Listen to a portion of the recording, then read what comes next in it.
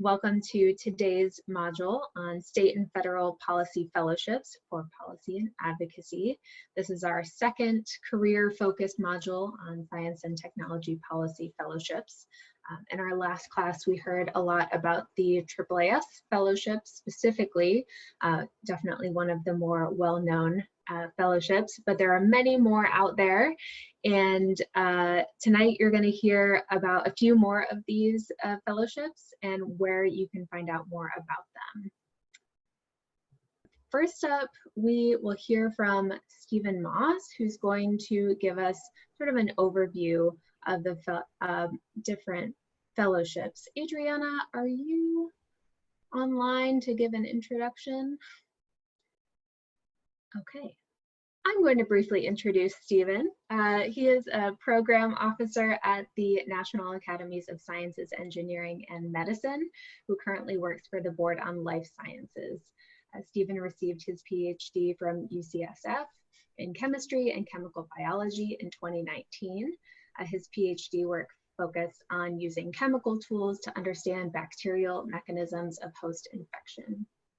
During his PhD, he continually engaged in science policy activities through the UCSF Science Policy Group, which included many trips to DC to advocate for scientific research.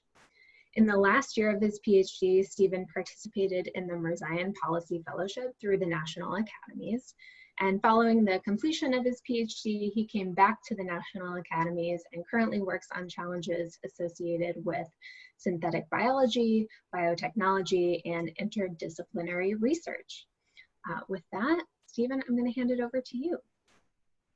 Great. Thank you so much, Melissa. Can I go ahead and share my screen? Yes, please. Great. We'll do that.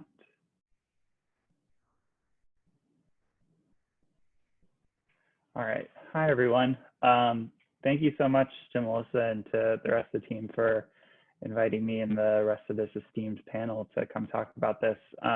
You know, I'm going to spend a little bit of time just sort of outlining what I think are important pieces about non-AAAS science policy fellowships. Of course, the AAAS fellowship is really important, and it's really great that you all had the opportunity to hear about it last week. We want to take the chance to sort of navigate and try to navigate through what the rest of the science policy fellowships look like. And I'll speak very broadly, and then we have a really great panel who can speak much more specifically about a lot of these different opportunities, and you'll have the opportunity to ask them questions about their own experiences, and I think that would be particularly useful and really interesting. So as a broad overview, to start, why am I giving this introduction? Well, I started off, got my bachelor's at American University here in Washington, D.C. I'm in Washington, D.C., here in Washington, D.C. I started off as a political science major and then ended up switching to biochemistry when I didn't like my political philosophy class, but I always really enjoyed political science, and so I continued that. As I moved on and ended up getting my PhD at UCSF, as Melissa said during her introduction, I got my PhD in chemistry and chemical biology, but I was really heavily involved in the science policy group, and these are just some photos of some trips to DC that we organized. You know, of course, during your time in grad school, highly encourage finding opportunities to come to DC, all that kind of stuff. And I think that this sort of module, obviously not right now, but you know, this module is a good opportunity to sort of learn about that kind of stuff, or this program. So further, through the science policy group, I was able to sort of learn about some of these fellowships, and I ended up doing the Mirzayan Policy Fellowship at the National Academy of Sciences, Engineering, and Medicine. I was working on the Board on Life Sciences, and I was working on a project related to the bioeconomy, which, for those of you that don't know what that is, it's any biological contribution to the economy. And then I ended up having the opportunity to come back to work on that and a number of other things.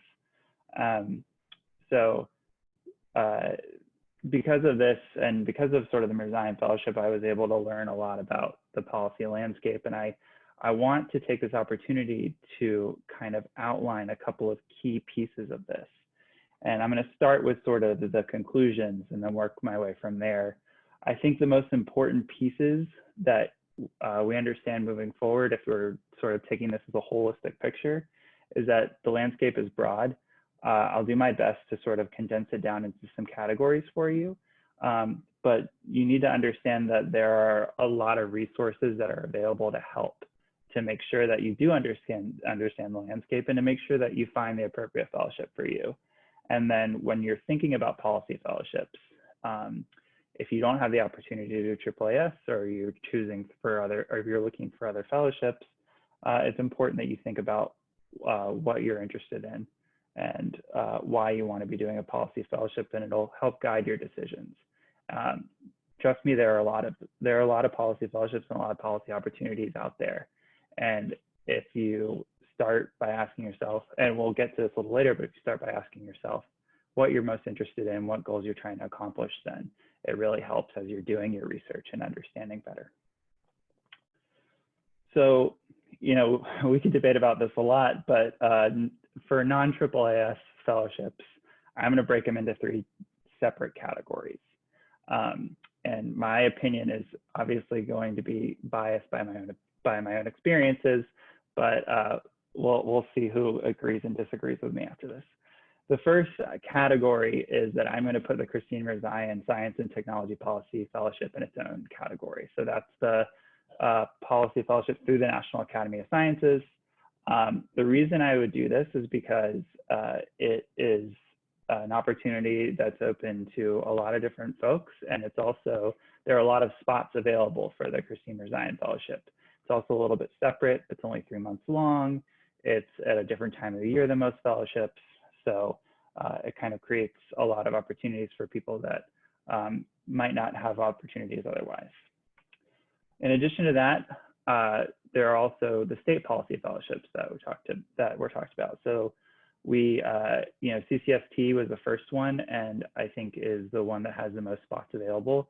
They sort of led the way, and I think Chanel will talk about this a little bit more. But now there are a lot of other states that are doing policy fellowships as well. So Missouri, Connecticut, Virginia, I think is starting one. A couple other places are slowly either have their inaugural classes coming up or have just started recruiting people. And a lot of that was actually made possible through the CCST program. So that's why I've sort of highlighted that and then included the rest. And then finally, we have pretty much everything else. So this is a broad category of, you know, policy fellowships that maybe are not specifically science policy fellowships, like the PMF or the Presidential Management Fellowship. Also, there's other ones like ORISE has a fellowship program, and someone, EM will talk about that, and then Research America and Society for Neuroscience. There's lots of different ones, and the landscape, as I said, is broad, and there are lots of opportunities.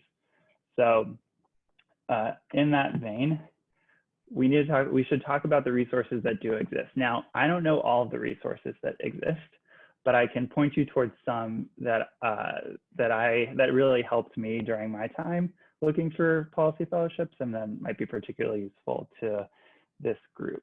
So I wanted to highlight first the FASB website, which has a list of science policy fellowships, but also splits them up by those that are open. It splits them by a number of different categories, but one particular way is that it splits them by those that are open to US citizens and those that are open to anyone, which is, I think, a particularly important distinction, since that's one of the major disadvantages of AAAS. And so I wanted to highlight that. I also wanted to point out something I found very recently from I think she was AAAS Science and Technology Policy Fellow, current Policy Fellow, started putting together a really comprehensive list. There was, and I will say, I really liked this list in particular. There are a couple of other of these very comprehensive lists, and they're really great to use. This one I liked because of the way it's very user-friendly. And for all these links, I will be sending, or I'll send them, make sure you have the ability to access them, and they're pretty easy to find. But yeah, so, you know, all these giant lists of things exist. It's useful to go through and once you know what you want, kind of read through and understand what each of the policy fellowships offer and decide which ones it's possible for you to apply for, and if you want to apply for those, and what the timelines and all the other pieces of them are. So it's a lot of fun to actually to go through and do the work. It can be daunting, but it's a good process.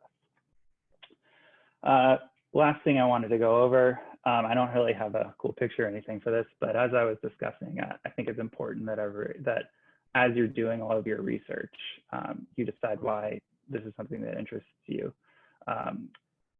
As I said, you know, it'll really help guide kind of what decisions you make and what policy fellowships you end up applying for, because it is impossible to apply for all of them, but it is very possible to sort of narrow your search and really hone in on a couple based on what you're actually interested in.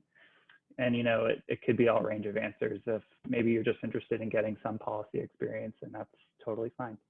And you want to just go back into academia. But yeah, for those that are making the transition into science policy, that might be another factor, and all things to take into consideration.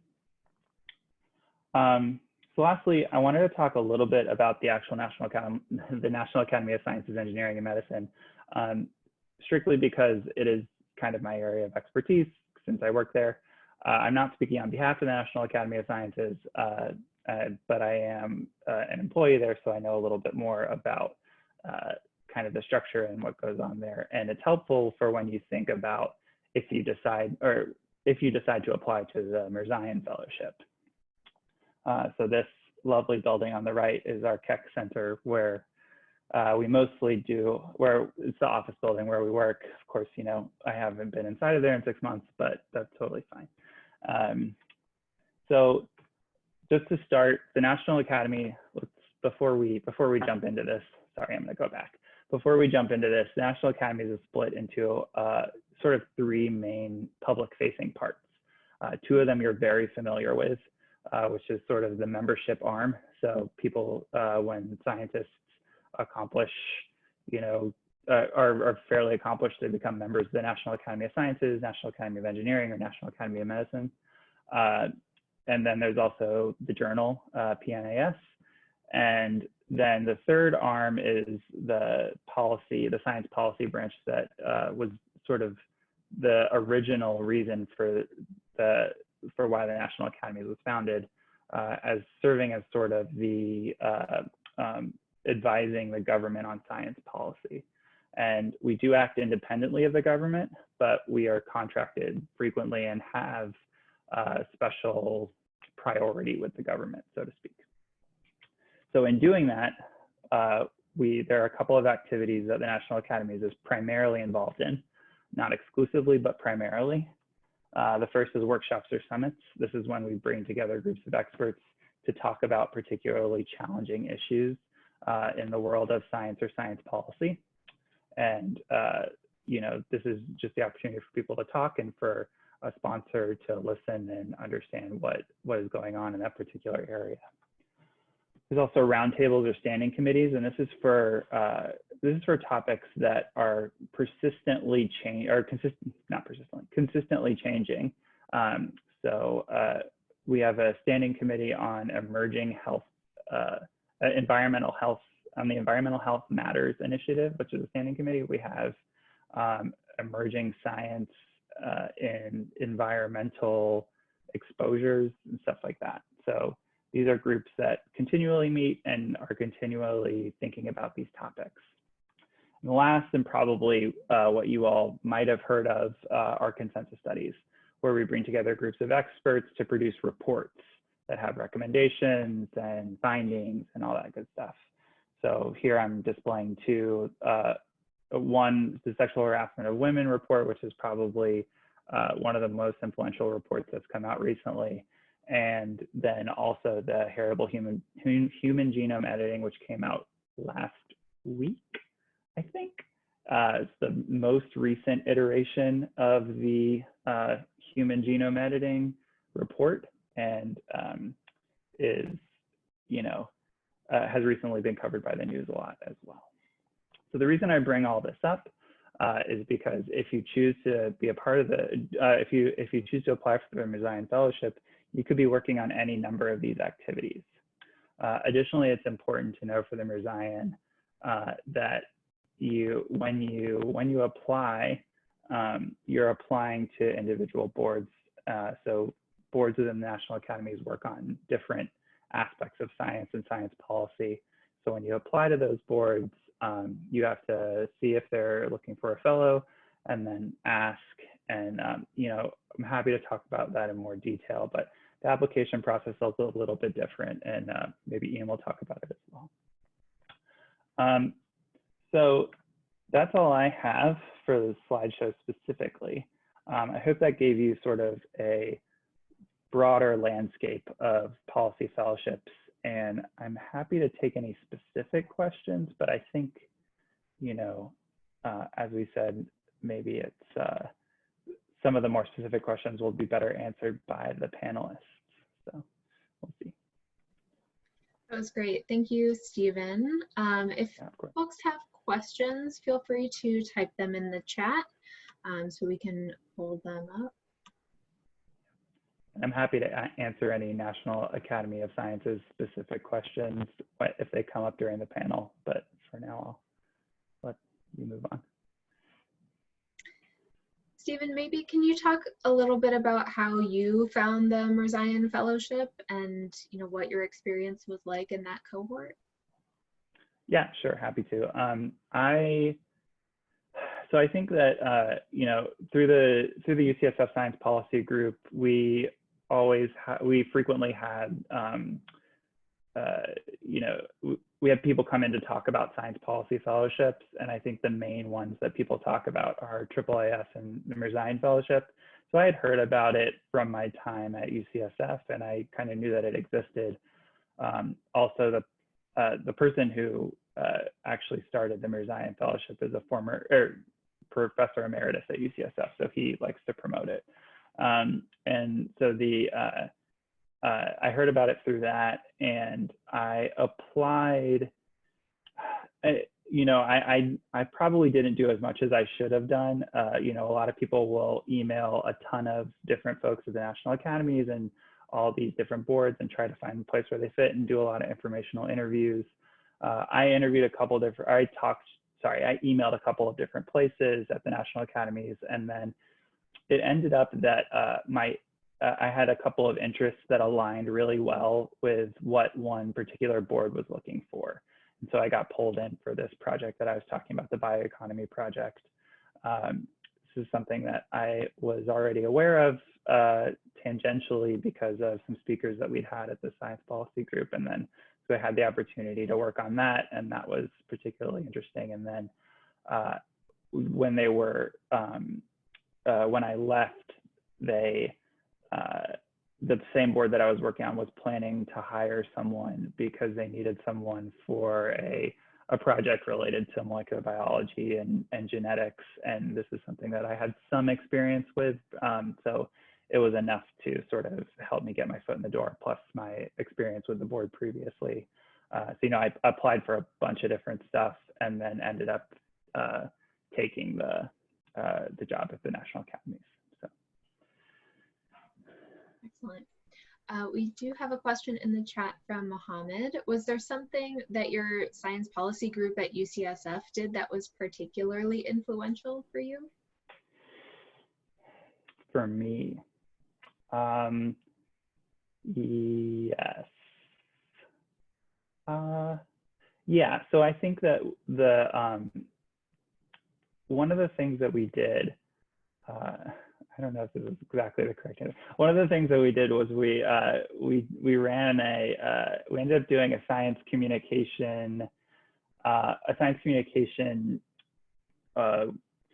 speaker series, essentially. So we brought in a lot of people to talk about different forms of science communication. So science policy communication, and then also op-ed writing and all this other stuff. And it actually got me really interested in science communication. And I started to go down that path a little bit and exploring job opportunities there. And I think through that, I came to a greater understanding of where I wanted to end up.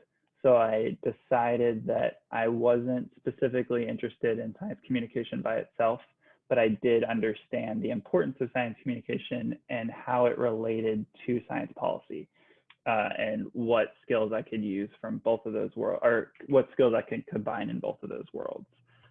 So I ended up, now at the National Academies, I spend at least 25 to 30% of my time writing, and then meetings and other stuff like that. So there is a good chunk of it where you have to be able to pull that piece in. So through the science policy group, I was able to explore some of that, which I hadn't, which I hadn't gotten the opportunity to previously. So.